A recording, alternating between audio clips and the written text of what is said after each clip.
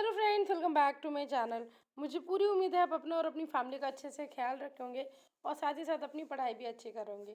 आज मैं आपको वो चीज़ें बताने वाली हूँ जो एक बैंकिंग एस्पिरेंट को करनी चाहिए, लेकिन कहीं ना कहीं हम उन चीज़ों में लैक करते हैं या हमें उन चीज़ों का आइडिया नहीं होता है। सबसे पहले तो होता है आपका मॉक टेस्ट देना, या तो आपको एसटी मॉक कह लीजिए या स्पीड टेस्ट कह लीजिए, दोनों चीज़ें एक ही होती हैं। बहुत ज़्यादा इंपॉर्टेंट होता है कि आप मॉक को लगाओ, क्योंकि आपको पता रहना चाहिए कि आपका कितना आपने पढ़ा है, कितना आपको आता है और कितना अभी भी आपको उस टॉपिक पे या उस सब्जेक्ट में मेहनत करनी है।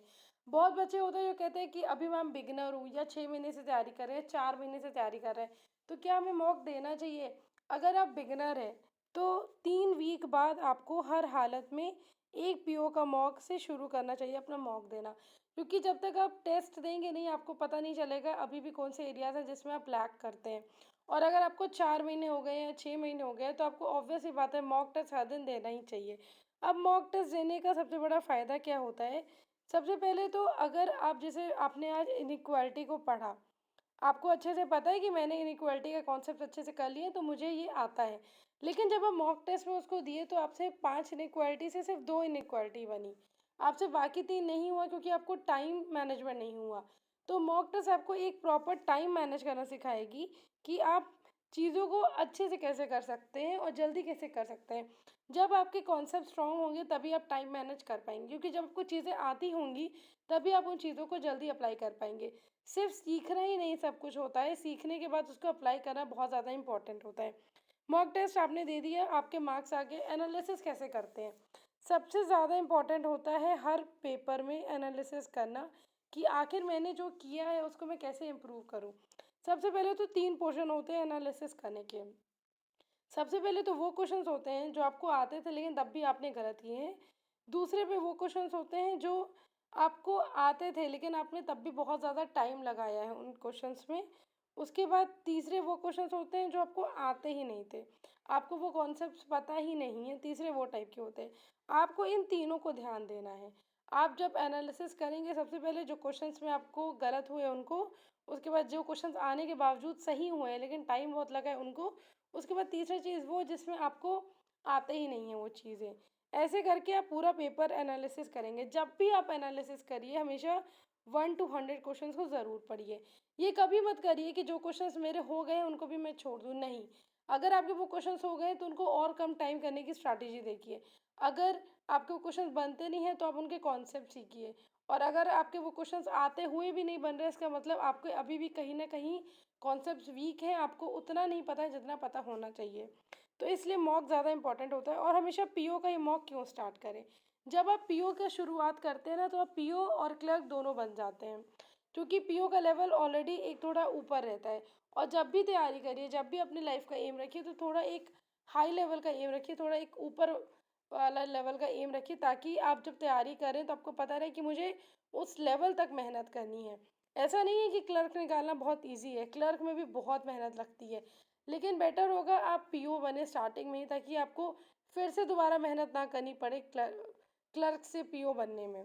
तो ये था आपका। और अब ये बात आती है, दूसरा चीज़ जो होता है, लोगों को ये नहीं पता रहता है कि अगर वीक सेक्शन है तो उसको स्ट्रॉन्ग कैसे करें, या अगर कोई टॉपिक्स नहीं आते हैं छोटे मोटे तो उसको कैसे सही करें। सबसे बेस्ट सोर्स है वीडियो सोर्स। आपको जो भी टॉपिक्स नहीं आते हैं, आप जिनमें अभी भी लैग कर रहे हैं, आप उनको वीडियो से समझिए। हमेशा जब एक टीचर आपको गाइड करेगा, वो बताएंगे कि आपको कैसे क्या करना चाहिए, तो आपको ज़्यादा समझ में आएगा इन कंपैरिजन टू अगर आप खुद अपना फिर से प्रैक्टिस करते हैं बिना किसी की हेल्प के। अगर आपको वो चीज़ आती होती तो ऑब्वियस सी बात है आपके एसटी में वो सही होता। नहीं सही हुआ है, गलत हुआ है, इसका मतलब अभी भी कहीं ना कहीं आप लैग कर रहे हैं। तो बेटर है आप जब भी समझिए चीज़ों को एक वीडियो सोर्स के थ्रू समझिए। और वीडियो सोर्स कैसा, जैसे मान लीजिए रीजनिंग में मेरा इनइक्वालिटी वीक है, तो मैं क्या करूँगी, वीडियो सोर्स से ही देखूँगी। मेंस के भी क्वेश्चन इसी से करूँगी और प्री के भी क्वेश्चंस वीडियो सोर्स से करूँगी। सिर्फ मैं जो टेस्ट दूँगी प्री का और मॉक, प्री का जो मॉक देंगी और साथ साथ जो मेंस का मॉक देंगे, उनको सिर्फ टेस्ट में करेंगे, मतलब उनको अपने आप से करेंगे। लेकिन बाकी अगर इनइक्वालिटी टॉपिक मेरा वीक है तो प्री मेंस जो भी क्वेश्चंस होते हैं मैं सिर्फ और सिर्फ वीडियो से ही समझने की कोशिश करूँगी। और जो टेस्ट में मैंने क्वेश्चंस अटेम्प्ट किए थे उनको भी मैं देखूँगी कि मैं और जल्दी चीज़ें कैसे कर सकती हूँ। और साथ ही साथ मैं ये हमेशा देखूँगी कि क्या पहले से मेरे अंदर इम्प्रूवमेंट आ रहा है कि नहीं आ रहा है। अगर मैं क्लासेस कर रही हूँ, वीडियो कर रही हूँ 1 हफ़्ता, ये वीडियो हमेशा 1 हफ़्ते के लिए रखिए। आप प्री की भी क्लासेस, बेसिक की 1 हफ़्ते देखिए, उस टॉपिक की, और मेंस की भी देखिए। तो इससे आपको ये भी पता चलेगा ना कि आपका ट्रैक क्या है, आप क्या सही ट्रैक पे जा रहे हैं कि नहीं जा रहे हैं, आपको चीज़ें और समझ में आ रही हैं कि नहीं आ रही है। तो ये भी दूसरी चीज़ होता है, जो बैंकिंग एस्पिरेंट्स नहीं करते हैं, वो अपने से ही प्रैक्टिस करने लगते हैं, तो वो चीज़ बहुत गलत है। आप अपने से ही मत करिए, आप वीडियो सोर्स से उन चीज़ों को और अच्छे से समझने की कोशिश करिए। 1 हफ़्ता आप वो करिए, आराम से आपको वो चीज़ें समझ में आ जाएँगी। फिर बात आती है मेंस का मॉक की। तीसरी चीज़ है, बहुत से बच्चे मेंस का मॉक नहीं देते, जो कि बहुत गलत चीज़ है। जब तक आप मेंस का मॉक नहीं देंगे, आपको पता ही नहीं चलेगा कि उन 3 घंटे जो आपको फाइनल पेपर में देने हैं, आप कैसे सारा डिस्ट्रीब्यूशन करेंगे अपने टाइम का, और कैसे एक स्ट्रैटेजी बनाएँगे उस पेपर को अटेम्प्ट करने के लिए।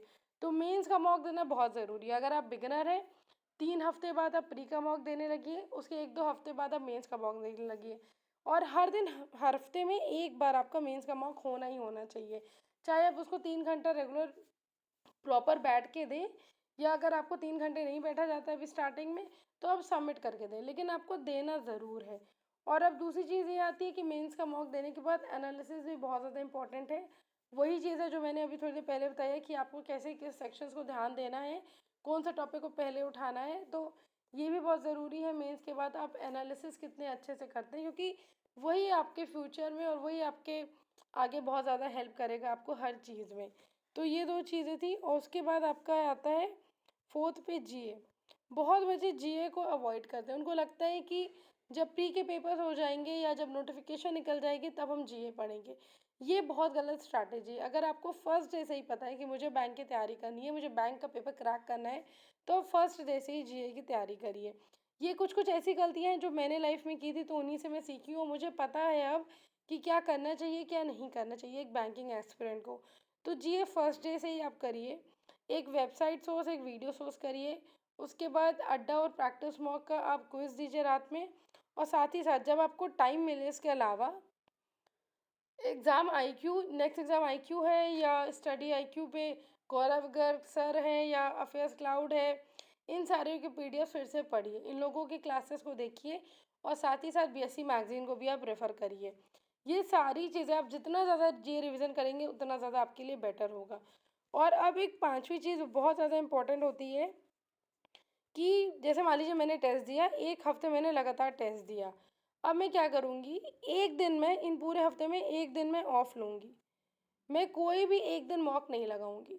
मैं अभी तक जितने भी मैंने मॉक दिए हैं, चाहे प्री के हो, चाहे मेंस के हो, सबका फिर से अच्छे से एनालिसिस करूँगी। ये चीज़ बहुत ज़्यादा इम्पोर्टेंट होती है, कि आप 1 दिन अपना ऑफ लें, सिर्फ़ मॉक से, बाकी तो आपको पढ़ाई करनी ही करनी है। तब जाके आप एनालिसिस करिए, फिर से सारी चीज़ों को देखिए, कहाँ लैग कर रहे हैं अभी भी, कौन से आपके सेक्शंस में अभी भी इम्प्रूवमेंट की ज़रूरत है, और कौन से सेक्शंस आपके स्ट्रॉन्ग हो गए हैं, आपको खुद ब खुद पता चल जाएगा। जब आप कुछ दिन बाद 3-4 एसटी लगातार देने के बाद 1 दिन ऑफ लेते हैं, तो आपको ये चीज़ें पता चल जाएँगी। अब एक 6th पॉइंट है आपका, आपका सराउंडिंग क्या है? आपका किस हिसाब से आप चीज़ों को लेते हैं, या कैसे आप चीज़ों को सोचते हैं? आपका सराउंडिंग बहुत ज़्यादा मैटर करता है। कई बार होता है हम लोग के अगल-बगल बहुत ज़्यादा नेगेटिव वाइब्स वाले लोग होते हैं, या बहुत ज़्यादा नेगेटिविटी फैलाने वाले लोग होते हैं, और हम लोग उनसे बहुत ज़्यादा इफ़ेक्ट होते हैं। हम लोग यूट्यूब चैनल देखते हैं जहाँ पे लोग कहते हैं कि 3-4 साल आपको लगेंगे बैंक निकालने में, या 2 साल लगेंगे, तो हम लोग को लगता है कि इनको इतना टाइम लगा तो हमको भी लगेगा। ऐसा कुछ नहीं है, सबकी अपनी-अपनी स्ट्रैटेजी होती है, जो सही स्ट्रैटेजी स्टार्टिंग से ही अपना लेता है, वो पास हो जाता है। तो आपको हमेशा से अपने अराउंड एक पॉजिटिव वाइब्स रखनी चाहिए। आपको पता चलना चाहिए कि पॉजिटिव वाइब्स जो होती हैं, वही आपको फ्यूचर रन में बहुत ज़्यादा हेल्प करेंगी। तो हमेशा एक पॉजिटिव एटमॉस्फेयर बनाइए अपने अराउंड। उन्हीं लोगों से दोस्ती रखिए, उन्हीं लोगों से कॉन्टैक्ट रखिए जो आपको हमेशा प्रमोट करते हो आपकी ग्रोथ में। उन लोगों को मत रखिए जो हमेशा आपको नीचे दिखाने की कोशिश करते हो। ये चीज़ बहुत ज़्यादा इम्पोर्टेंट होती है, क्योंकि हम एट लास्ट में बहुत ज़्यादा इफ़ेक्ट होते हैं, जो हमारे आस-पास चीज़ें होती रहती हैं। तो ये बहुत चीज़ ज़्यादा इम्पोर्टेंट थी, जो मेरे हिसाब से लगता था मुझे, कि ये सारी चीज़ें इम्पोर्टेंट है एक बैंकिंग एस्पिरेंट के लिए। और आप अपने आप को मोटिवेट करिए, आप चीज़ें देखिए, आप वीडियोज़ करिए, और हाँ, हर दिन 1 घंटा अपने लिए ऑफ कर लीजिए।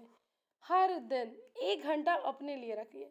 बाकी आप सारे टाइम में अपना पढ़िए, लिखिए, जो बाकी काम है करिए, लेकिन 1 घंटा अपने लिए ऑफ रखिए, अपनी कोई हॉबी करिए, कुछ भी करिए जो आपको ज़्यादा रिलैक्स फ़ील कराती हो, तो ताकि आपको भी जब आप फिर से बैठेंगे पढ़ने, तो आपको भी एक नया एनर्जी से आप पढ़ेंगे। तो ये सारी चीज़ें बहुत इम्पोर्टेंट थी, तो मुझे पूरी उम्मीद है आपको ये वीडियो अच्छा लगा होगा। और अगर आपको और एडवाइस चाहिए कि आपके मार्क्स कैसे आने चाहिए, एसटी में मार्क्स कैसे इम्प्रूव हो, वीक एरियाज़ को और कैसे हम अच्छे कर सकते हैं, या आप हर दिन किसी को एक अपना मार्क्स दिखाना चाहते हैं कि कैसे करें कि और इम्प्रूव हो, तो उसके लिए मेरा टेलीग्राम चैनल है, मैं लिंक डाल दूँगी इस वीडियो के नीचे डिस्क्रिप्शन बॉक्स में, तो आप मुझे वहाँ फॉलो कर सकते हैं। So thank you, bye.